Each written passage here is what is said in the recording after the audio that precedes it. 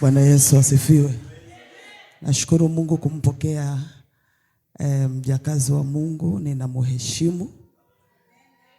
Ni mtoto wangu wa kuzaa. Kwa watoto wangu ambao nimezaa, yeye ni watatu. Na nashukuru Mungu kwa sababu Mungu ni mwaminifu. Ni mtumishi wa Mungu pamoja na mume wake. Wako na kanisa pale Shujaa Mall.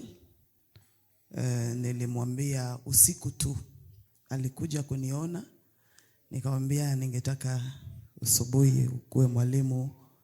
Akaniambia alikuwa anaongoza ibada kanisani kwao, alafu akaniambia anaenda kumwambia kwanza mume wake, kisha akanipigia simu akaniambia mama nitakuja. Kwa hiyo ninamshukuru Mungu ambaye katika nchi hii ya Kenya nimelea hawa watoto na wote ni watumishi wa Mungu. Bwana Yesu asifiwe. Nimependelewa na Bwana, alinionea huruma na akaweza kunipatia watumishi wa Mungu. Karibu mama.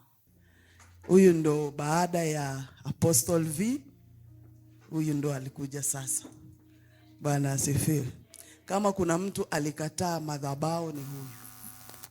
Kama kuna mtu ambaye alikuwa ananiambia mam, hizi maisha ya kuomba usiku na kuwa na kemea kila siku, mimi hizi vitu mimi sitaweza, nabakiaga tu Mkristo lakini mimi siwezi vya madhabahu.